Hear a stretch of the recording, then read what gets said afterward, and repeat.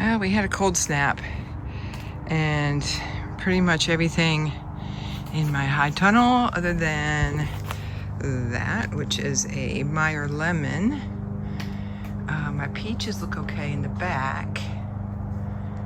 Everything else seems to have kind of bit the dust. Strawberries did okay. And today we're adding some solar lights in here.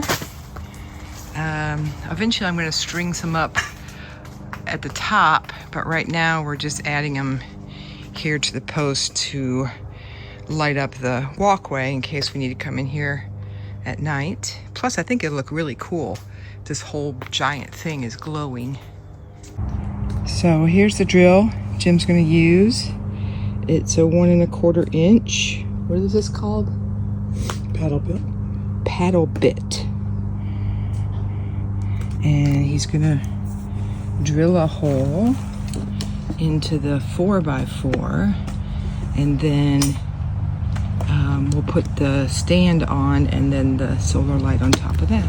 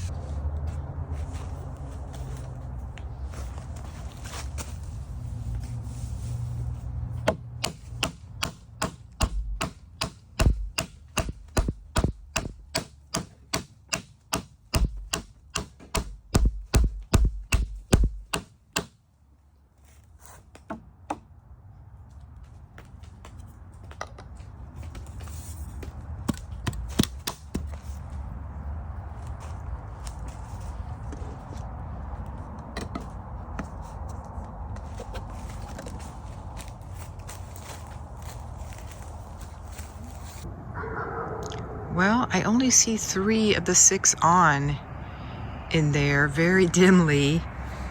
Right there, 1, 2, 3. So I need to walk down and make sure I turn the other 3 on.